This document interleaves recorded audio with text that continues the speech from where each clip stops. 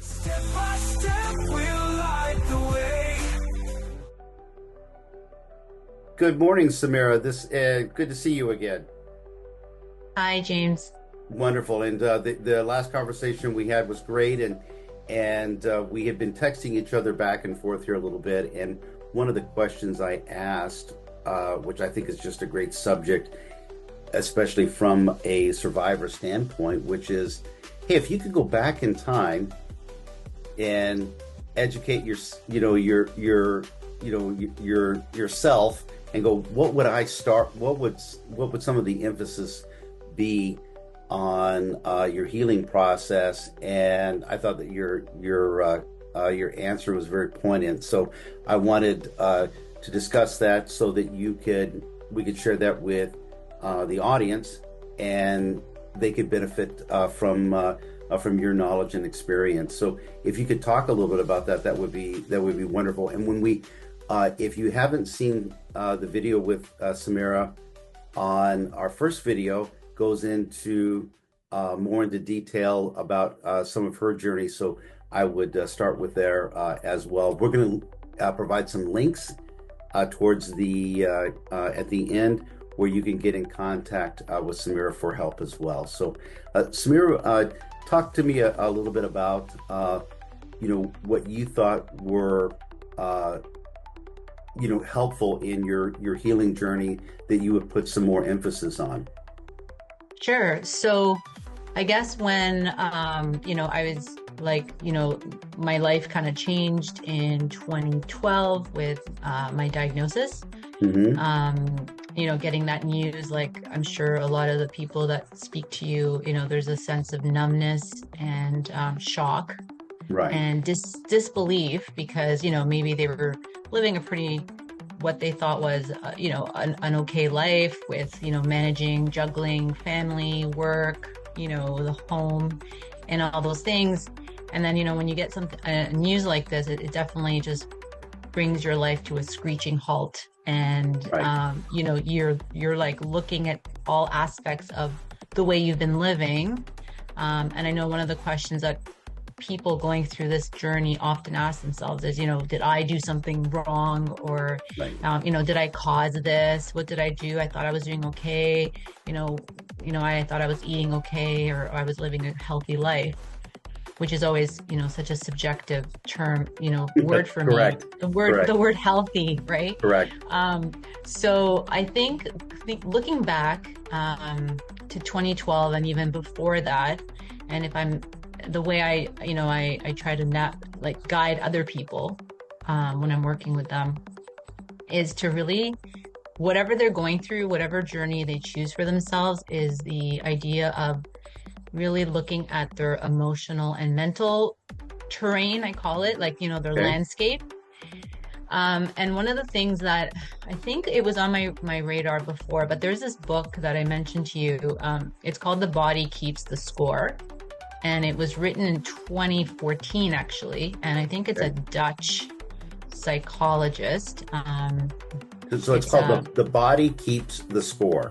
Yes. Okay. And in the psychology, trauma-informed world, I think it made major waves because the book speaks, and the author is Bessel van Kolk, I think. Maybe Okay. you can put it in the show notes or something. I will. Okay. But the thing about this book is it's quite profound because it speaks about how the things that happen to us, especially, the painful life experiences, somehow, even though you might block it out of your mind, the body, exactly like the title says, it keeps the score. So it does remember the things that have happened to you. Right. And specifically, or not just, but the nervous system, so just because something happened to you, like 20 years ago, you might have moved on from it mentally, but that experience does affect your physiology, your physical. And that's why I'm so passionate about the work that I do, because I really see that everything is connected. And so the physical, the mental, the emotional, the spiritual, like all of that is intertwined and they're not separate compartments.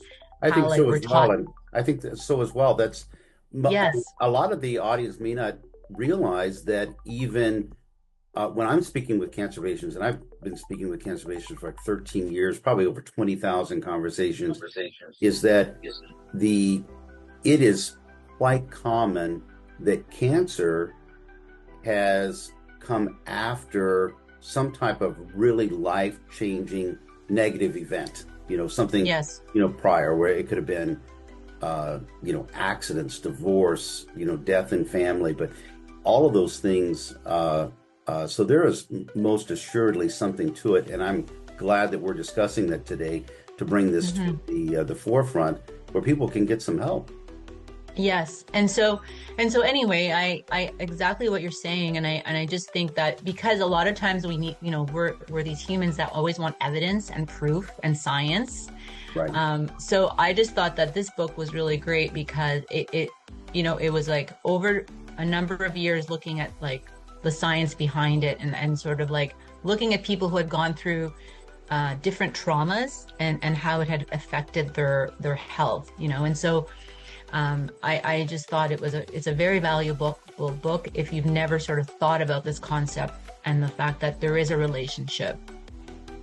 So for me, going through my journey, I think that was sort of already at the back of my mind that, looking at my life and taking a pause and Mhm. really understanding that whatever, perspective you have on what causes cancer, I think integrating this piece is really important because if you're living like a really stressful life, and there's so many different ways that can look like, from, relationship dynamics, people pleasing, Right. juggling, lots of financial strain. Like there's so many pieces. Um, Managing, first of all, the awareness that those things can really contribute to your healing journey, Okay. and then learning some tools to then, how do you manage all that, and especially if you're navigating cancer. And then one of the tools that I often talk about or teach or use myself is meditation. Okay. So one of the ones that has really been helpful for me is this meditation called the Watcher meditation. All right. Yeah, and it's really simple, and the trick is to maybe commit to it for like the sweet spot seems to be 21 days. Okay. Because it says, how we say it's 21 days to break a habit or make a habit. It That's and it that's is correct. Yeah. So the Watcher meditation is about like when an emotion or a thought comes into your field, like you're stressed and there's a negative thought happening. Hmm. It's a tool that you can do like right in the moment. So first you practice the meditation so that when the situation arises, you have this tool to kind of fall back on. Okay. So the way you do it is you just have to you bring your awareness to the sensation, like you're aware of the thought, like, I don't know, like the anger you're feeling or the sadness you're feeling, but what you're trying to do is you're trying to do like a zoom out Okay. um of your own. So it's like you're zooming out and you're like the fly on the wall that is watching yourself in that Okay. moment. Okay. So then it kind of creates a bit of a buffer. So you're not so caught up in the moment. Okay. And when you can really get good at this, what I call it, like a meditation muscle, then you can sort of like really navigate yourself in that stressful situation. And for people going through cancer, I mean, it can be a very stressful journey because you have, the physicians, the appointments, Right. the decisions you have to make, and then you're navigating like other people's opinions, and you're juggling family and everything. So I just find that this is a really helpful tool that's helped me. And when I was going through my journey, it was definitely one of the tools that was brought into my awareness to really Right. apply because, I would get anxious, like just certain appointments or different situations or having difficult conversations. So I think that the key is that the stress, it's not like we cannot avoid stressful situations necessarily, but it's like Right. when you're in them, are there some tools that could perhaps help you to not get so caught up in it and really, you know, help your nervous system and your emotions. So it's not Um, so it's not so much of an overwhelming process. yeah, exactly, exactly. And the um, many many cancer patients that I have found that were successful, okay, Hmm. and making sure that they were, keeping cancer at bay, also moved away from those stressful events, or they learned to manage those, stressful events so that um, it it wasn't it, it wasn't as overwhelming as what it was before. So they maybe even Yeah. changed, business lifestyles and so forth. I know many patients that have done that, where they had stressful lifestyles and moved away from that to create, to create more of that, harmony in the home, right? Yeah, absolutely. I mean, I think what you're saying is so key. The change that they made, I think that is why they stayed healed, like they stayed cancer free, and with whatever modality or course of treatment they chose for themselves, Hmm. this part that you just described, I think is like critical, because a lot of times people are going through the treatments and they're investing in, amazing places to heal and Right. modalities, but then there's still there's still, toxicity is not just like a chemical or, a bad food. Things that are toxic could also be like a toxic thought or Right. toxic relationship dynamic, those Right. are also toxic, right? So I think the people who really get it, or they make those beneficial changes in their life, um, in the way they relate to other people, for them, the way they are, they also take a look at themselves, like they go inwards, like, it's introspection. Right. And they kind of think, okay, how am I contributing to this situation too? It's not so much about blaming other people, but Right. it's about, and the other key piece I would say is creating the necessary boundaries. Okay. And Yeah, the like, is um like for me, my quiet time is first thing in the morning, yes, or yes, even before the sun rises. So I'm in yes, Arizona. Uh, you want to try and beat the heat? Well, you got to get out there before the sun comes up. So, in those walks, as the sun's rising, then, you're having conversations with yourself, with God. yes. You're having that peaceful moment, so that, you can feel like that those stress levels just going, right? They're, uh, I try and look at things as, they're like, hey, how big of a deal really is that particular problem? How big of a deal Yeah, is that exactly. problem? Exactly. And that's kind of exactly what the whole point of, a lot of times when we think meditation, we think like we got to be like in this yogi position on a cushion, and we got to sit there for like hours, and it's not about that at all. It doesn't have to look like that. It could just, there's even something called a walking meditation. So even just what you were describing, like an early morning walk, Uh-huh. you can be meditating while you're walking, and it's just practicing, that presence and that awareness, and really checking in with yourself. Describe that,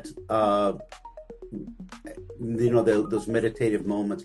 How long is that normally? Because some people just don't know where to start, right? I mean, Sure. they don't know where to start. Now, for me, Hmm. I never went through cancer. I've had family members with cancers. I've gone through Yeah. I went through a pretty traumatic event, many years ago. We got caught in a flash flood. So I learned how to work through those stressful moments, and describe Yeah. what that meditative. Uh, how would you suggest a beginner start?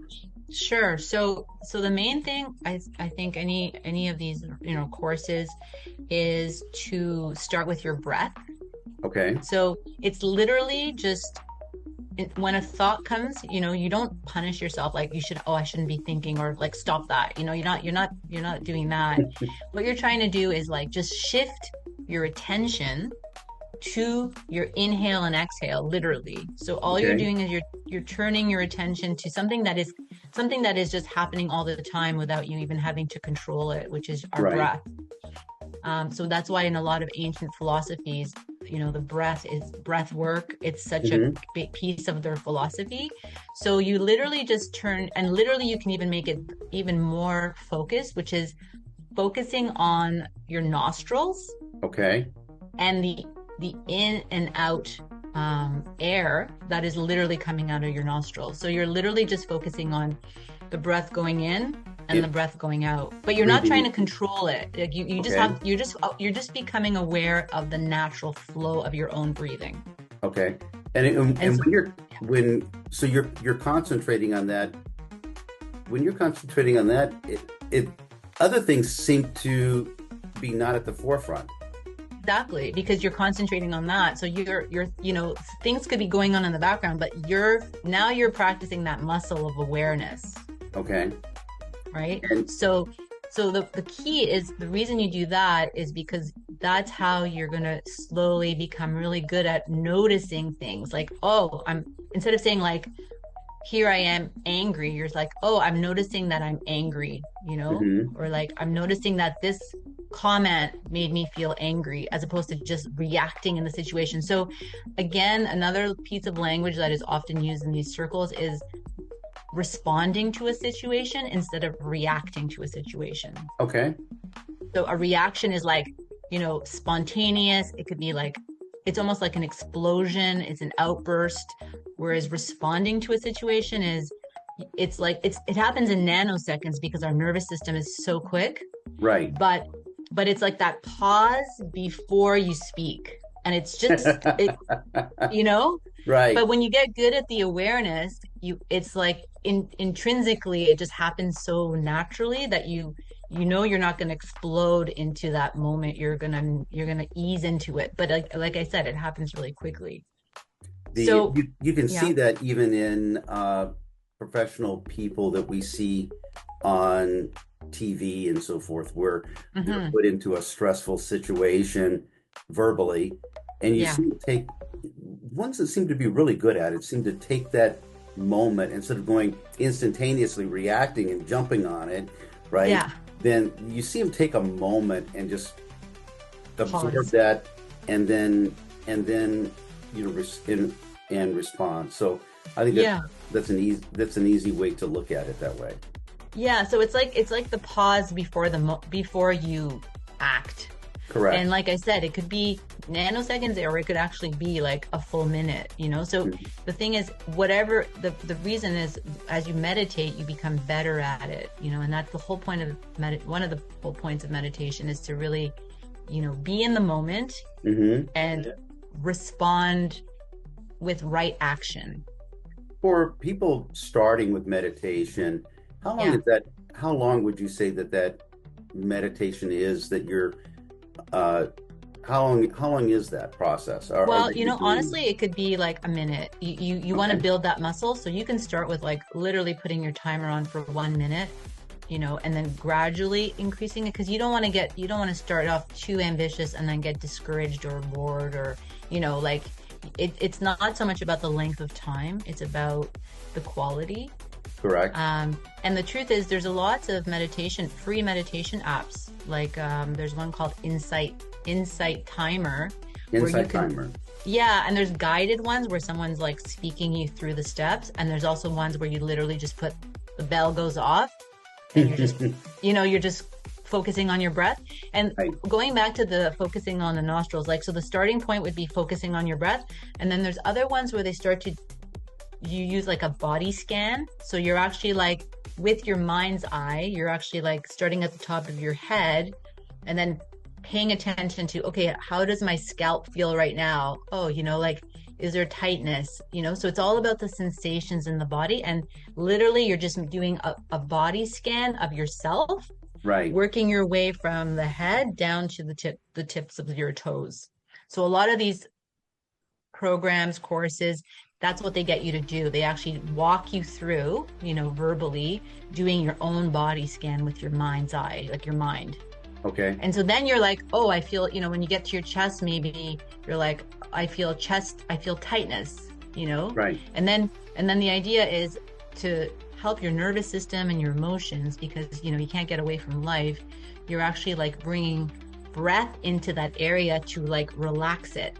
Now Right. you've identified the tightness, and now you can work on that tightness, and relax it. I've been married for a good number of years, 38 now. So my wife goes, Yes. "How do you manage to fall asleep so quickly?" Right?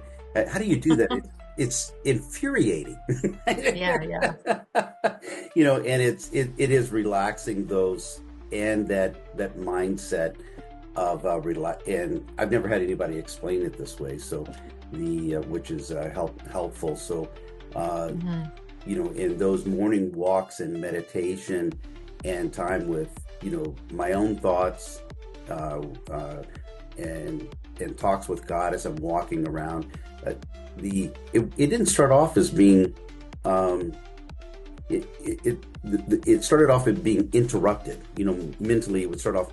It would only last Yes. maybe 30 seconds, a minute, and then you're like, like we've all seen people going, "Oh, butterflies, squirrels," right? I mean, you're interrupted. Yes. And now that process is much more relaxing and lasts longer. I can see that being helpful for cancer patients, Hmm. and it's discussed, but I think it should really be discussed, more, because those it's like I would almost say it like your cells seem to remember Yeah. all of these negatives. So how do we get these cells to go, hey, remember the positives, right? Exactly. And focus in on those as well.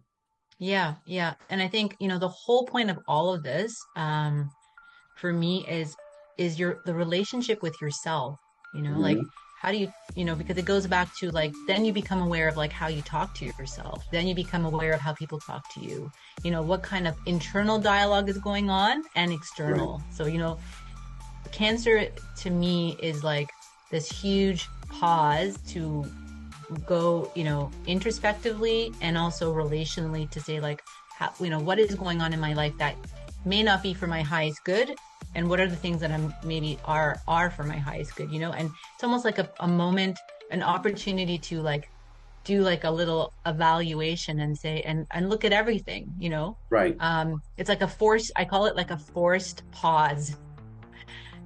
A lot of times your life comes to a screeching halt because now this is it. Like this is the priority on all Correct. accounts, right?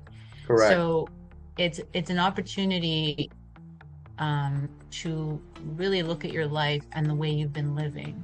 And so that's why it's not a punishment or blaming or shaming kind of Right. situation.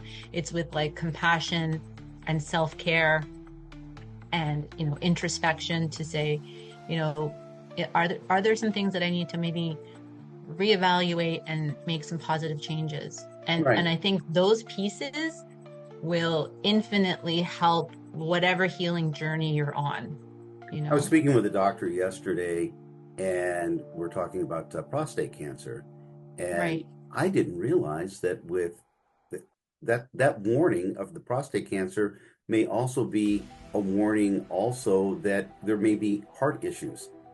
And Mm, I'm like, I didn't know that, right? And so the you know you could this could be a warning for other things as well, to hey, the warning light is on, like when the check engine light comes on the vehicle, to start right. doing some of these resets of your physical health and mental health as well. So I'm glad that we're focusing on that and talking about that today, because I don't think there's not enough enough emphasis on that.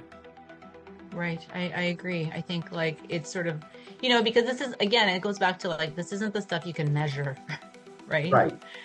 So if it's not measurable, people don't think it's useful or it doesn't really count. Yeah, yeah, I don't know how you'd measure this in blood work, right? Exactly. Right. Exactly. And it's But true. but it's there.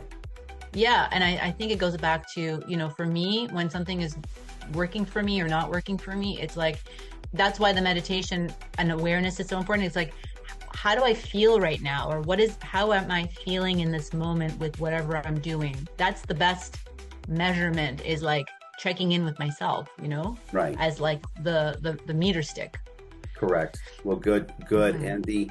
And we're going to make sure that we have links here to Samira so that you can you can even schedule one-on-one time with you as well, Yes, and sure. links to the book, which I plan on reading myself now. So I think that this is just great information for patients, and a perspective that um, I don't. We haven't. I've had lots of conversations with doctors and so forth over the years, but I think that this is something that is not touched on, and knowing that you have a medical background, you're an RN, right? So that Yes, yes. knowing how this affects and helps your overall health. And I really look forward to future conversations with you. And I know that people are going to be getting a lot of help, and hope that, hey, you could be one of these positives. Positive outcomes happen all Yeah. the time, with people with cancer.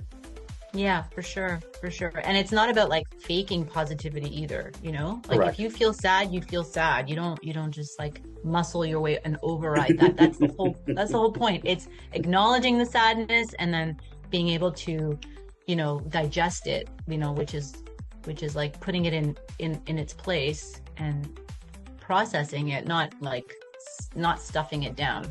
And you're That would be acknowledging those positive moments as well. Is that correct? absolutely, absolutely both of them, negative, positive. Right. Because Yeah. as you're going through that healing journey and you're having you're seeing these positive effects on your cancer, your healing, I would think that you're taking mental note and enjoyment out of that as well. Yeah, no, for sure. I mean, it's both sides of the coin. Right. And you're like, yay, success. Yeah, exactly. Which is the best feeling. Oh, absolutely, absolutely, and I want that for everyone. So, Samira, I look forward to future conversations, and we'll put links on how to get in contact with Samira and the book there as well, which I'm sure you can find on probably even Amazon. So, Yes. we'll help out Amazon a little bit as well. Thank Wonderful. you so much, James. Oh, wonderful. Thank you very much, and we look forward to our Talk to you future soon. conversations. Okay, bye. Bye-bye. I hope you enjoyed the video. If you're in the need of integrative and holistic treatments for you or your family member, please feel free to reach out to us at findhelpforcancer.com. We'll start with a simple conversation and help point you in the right direction. Happy to help.